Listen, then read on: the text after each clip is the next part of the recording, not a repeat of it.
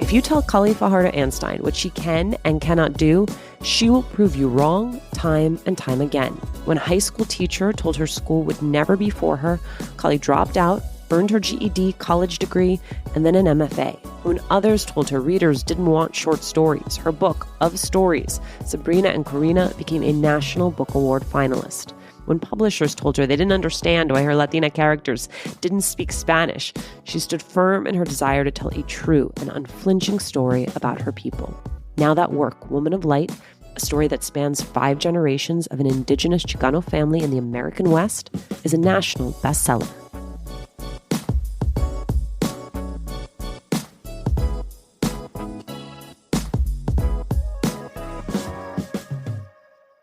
Kali, thank you so much for being here. Hi, Alicia. Thank you so much for having me. I noticed that all of your bios say you were born in Denver and you are the second oldest of 7 children. So I feel like the fact that it has remained in your bio, even as your career has progressed, means that you feel it says something important about you. What is that? I want people to know exactly where I come from, because I think there's a lot of confusion that Latinos can come from Denver, that we can be born and raised there. It's really important to my identity and my worldview that I come from a large family of 7 siblings and that I'm one of the older ones in that group of siblings. Growing up, I did not see a lot of representation about Chicanos from Colorado, and I especially did not see representation of big families in the media. And that also made me feel very alone and isolated.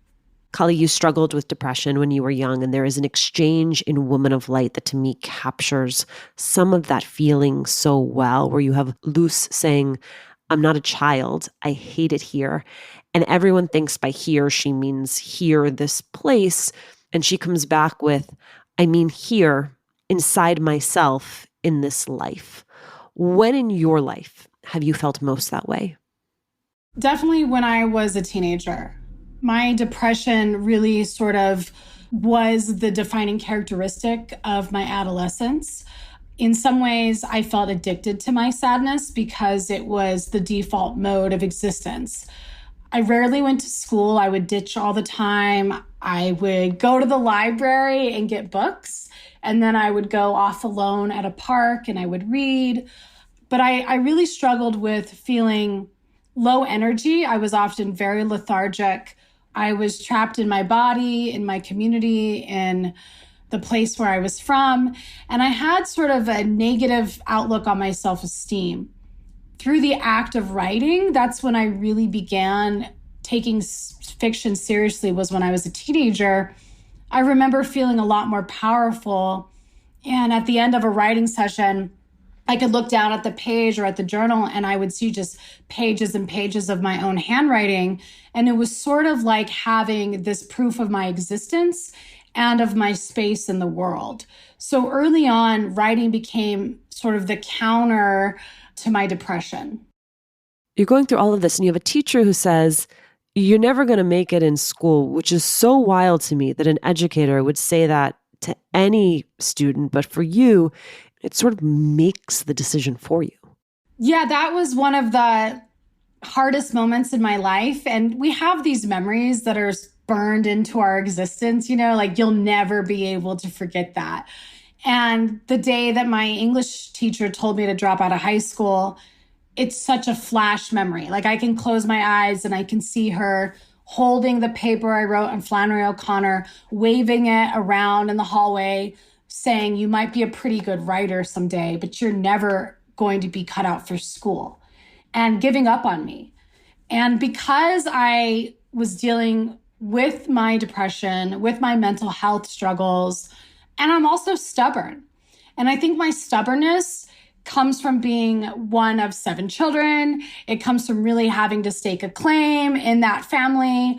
But because I'm so stubborn, I took her up on that. I said, well, I will drop out. And I went home and I dropped out that day. But it wasn't sort of like I'm going to quit dropout. It was a challenge that I was going to prove to this person and to myself that just because the traditional school system had failed me, I was not going to allow myself to be a failure. And you prove that in spades. You earn your GED, you enroll in summer classes at Metropolitan State University in Denver, you eventually become a full-time student, you graduate, you go on to get an MFA from the University of Wyoming. How are you sustaining yourself financially throughout all of that? I come from a family that on my mother's side, they've had to work for everything they have. They're working class people. My great-grandparents didn't even have the ability to read novels. They were not literate in the traditional sense. And when I was applying to graduate schools, it was very important that I applied to a school that had funding. And I did not have to go into debt for my graduate program, which changed my whole life because then when I got out, I could just focus on any sort of little jobs I wanted to take. And I didn't have to find another career path right away. I could also focus on my fiction. Did you know there's a diaper with a stretchy waistband and no fiddly tabs you have to mess with? Forget having to mess with fiddly diaper tabs. Cruiser's 360's stretchy waistband is quick and easy to pull on your little wiggly one and easy to remove with easy tear sides. And for easy disposal, simply rip, wrap, and roll the diaper, then secure with the attached disposal tape. Pampers Cruisers 360 is the best fit and protection for your active baby, providing up to 100% leak-proof fit. Unlike regular tape diapers, their 360 gap-free fit stretches around your baby's waist and moves with them so they can live wild and free. To keep your baby's skin healthy, Cruisers 360 locks wetness away from skin for up to 12 hours and is hypoallergenic, free of elemental chlorine bleaching, parabens, and latex. I am always on the go. I am changing diapers in a million different locations, and it is why I love the ease of Pampers Cruisers 360. From Pampers, the #1 pediatrician recommended brand. Download the Pampers Club app today to start earning rewards with every diaper and wipes purchase. It's more than a jacket. It's the calling to get out there and explore. It's the comfort of knowing the elements won't stand in your way. When we moved back to the Northeast from Miami, we had to refamiliarize ourselves with winter. And the kids, the way their eyes light up when it snows, well, there's nothing better. I want to be bundled up and making those memories with them, not complaining about the cold. North Face jackets are highly insulated, meaning they are very warm. They are breathable, so you don't get sweaty in them. And they are very durable, great for any activity. And while I may be wearing mine doing a light hike through the hills of New Jersey, I appreciate that these jackets are tested by some of the most elite athletes in the most extreme conditions before North Face ever rolls them out. Because here's the thing, staying warm and dry allows you to make more memories outside this season. Find your next fleece, parka, or winter jacket in-store or at thenorthface.com. When you're wearing the North Face, it's more than a jacket. One of the things that's interesting to me about the process of Woman of Light coming to being is that, as I understand it, it's a novel you tinkered with as a teen. So what pulled you away from it and what brought you back? Definitely. So it also has to do with graduate school. So I get into graduate school. I have this idea that I'm going to write an epic novel that has to do with my family migration. I wanted people to know about Chicanos from Southern Colorado. I wanted them to know that a lot of us came and a lot of our ancestors came in the 1920s to the cities. But when I got to graduate school, they said, well, the fiction workshop is really focused primarily on short stories. That's what the form has traditionally been used for in the classroom setting. And then actually, it brought me back to high school. It brought me back to the teacher who told me to drop out. Because in that class, that was my first introduction to the short story form. We were reading Flannery O'Connor. I remember the short story by Alberto Rios. And suddenly I said, okay, I'll give this form a try. I had already been writing some short stories, but I became obsessed with the short story form. And I actually felt that I was pretty good at it. My rejections would say, no, you're not very good at it. But I had this feeling because I was handing my short stories to anybody who would read it. Like the clerk at the grocery store, or one time a bug guy came to my house and he needed to exterminate all these bugs. And I gave him a copy of one of my short stories. And he came back and he told me he read it and he loved it. And I started to realize that everyday people were really connecting with the short stories that I was writing. And so I pivoted away from Woman of Light and I focused on learning how to get better and better at telling a story. But then you come back. Yeah. It was never my intention to abandon that novel completely. I always knew that this would be one of my great callings. My ancestors lived these incredible lives. My Auntie Lucy, she came north to the city at 8 years old after her European father had abandoned the family and essentially left them for dead. Like, this is the 1920s. Without his income, they would have no way to make it. And so I knew that part of the reason that I had been called to become a writer was to tell that ancestral story. So it never occurred to me that I would just leave it, but also the market. Publishing does not want short stories as much as they want novels. So I knew that if I wanted to ever get a book deal from a major publisher, that I needed to have a novel going. And boy, did I have a novel to write. You reference this idea, I think a lot of us have, that we have the capacity to write the next great American novel. And I think there are a lot of us who believe we could just sit down at a desk and crank it out. And I think your story proves how much work and how much chisel goes into this. So take me through what it required of you, both at the MFA program, the workshops you're part of. How did you get the most out of those collaborative environments? And how did you find workshops that you felt were really a fit for you? Because they seem pretty critical in your journey. So one of the things that my MFA program did for me, which is not necessarily a positive or negative, but it showed me that a certain kind of writing about the American West was being valued by New York City publishing. So I'm in class. I am the only Chicana in my classes. I am the only person with indigenous roots to the American Southwest. And I'm seeing all of these short stories by white men from the East that have to do with finding themselves in the wilderness. They're getting published left and right. They're in the biggest magazines in the nation. They're getting book deals. And that showed me that there was a disconnect. And I made a decision in graduate school in a fiction workshop. I remember it was one of those moments, again, just burned into my memory. I was sitting on the floor at my professor's house. There was like a fire going. It was wintertime. We were talking about a student's paper, or we were talking about a student's short story. And I remember thinking to myself, I'm going to write about the American West. I'm going to write about my people. Now, I got a lot of support from workshops like Voices of Our Nation, VONA, where I worked with professors and writers of color.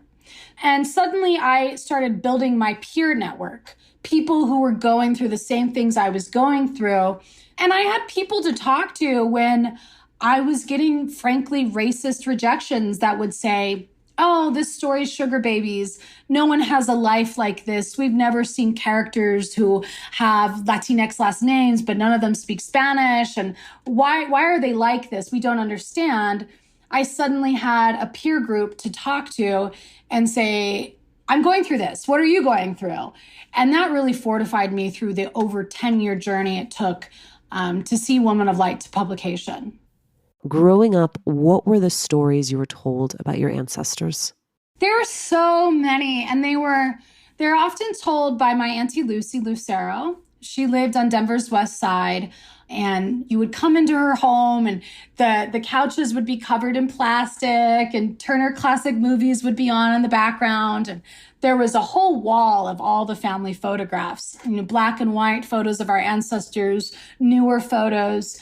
And, she'd always be doing her nails. Like, she always had makeup on. Her hair was always curled until her 90s.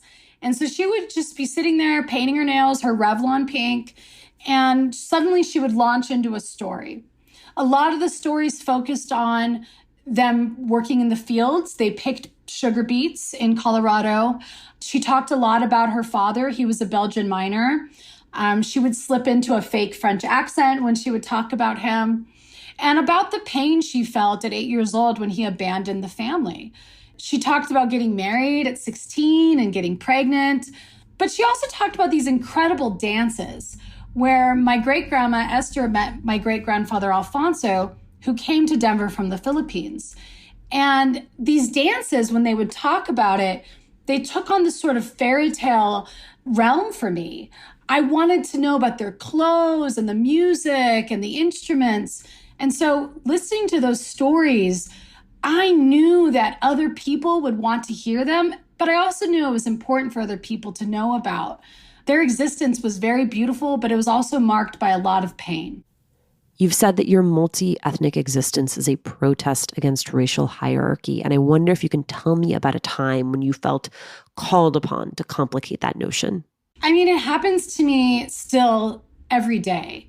Often as a child, when I was growing up, people would pull me aside, particularly white women, friends of, friends' parents at school or something, and they would ask, what are you? Give me a definition of why you look the way you look. And I started realizing early on that they only want one word answers. They want you to say, I am quote unquote Hispanic, or my father is this, or my mother is that. They never wanted a very complicated, nuanced answer. I remember when my great-grandfather died, actually, a lot of relatives came from California who were Filipino, and I had never met them. And I got pulled aside out of all the grandchildren. And they pointed to my eyes and they said, okay, this one looks the most like us. This one's the most Filipino. I was like, what's going on? I'm just like, I'm my sister's sister. There's no way that we're separated like this. But very recently, I visited Idaho and I was asked to describe my background, like off the bat, very beginning of this interview in front of a live audience. And I started to talk about it. I said, well, I have a great-grandmother. Her mother was an indigenous woman, a Chicano woman from Southern Colorado. My great-grandfather's Filipino. My maternal grandmother is Jewish. And I also have a white American father from Nebraska. And when I was finished, I was met with laughter. And the MC said, well, aren't you a little bit of everything? And I said, no, I'm not. I'm of a very specific group of people that came out of this land, and other people came and they joined us. But I think there is sort of an impulse in the American identity. You have to pick one thing. And as the generations go on, you have to drop all your other cultures so you can meld into the supposed American melting pot. I wonder why they left. I have some ideas. I think it has to do with the discomfort of me standing proud and tall in all of my cultures. That's so anti-white supremacy. White supremacy comes in and says, you must assimilate. You must become part of just one American culture, and that is the goal of reaching whiteness. And if you want to remain part of those other things, it's just laughable and ridiculous. But I won't be defeated by that. I will still keep talking about all of the things that I come from and all the cultures that created me. One of the things I found wildest about Woman of Light was the extent to which it mirrors our current moment. And I wonder if that was apparent to you as you were writing it, or only after it was done, that you were like, how are we back here? It's twofold. So I remember while I was working on Woman of Light, these stories of the Ku Klux Klan were told to me firsthand by my Auntie Lucy. She would talk about having to hide and lay down on the floorboards of their tenement as the Klan would march outside in downtown Denver in the 1920s. And while I was working on those scenes in the novel, I worked on this for over 10 years. So I actually remember when Trump got elected, I wrote my literary agent and I said, I think we'll actually have a chance of getting this novel published. I think that people will realize that this is important to talk about. And of course, I can't believe that I equated the rise of Trump with people needing to understand the racism of the past, because it suddenly was right there before us, full-fledged again in the present. So it became more apparent as I was working on the novel. But something that really surprised me were the protest movements of the Great Depression.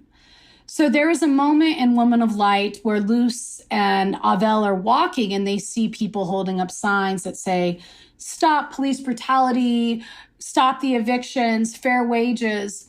And when I was going through the edits of Woman of Light, someone said, hey, I think this feels a little too contemporary. Maybe we should take out some of the signs. And I revealed a photograph from 1933.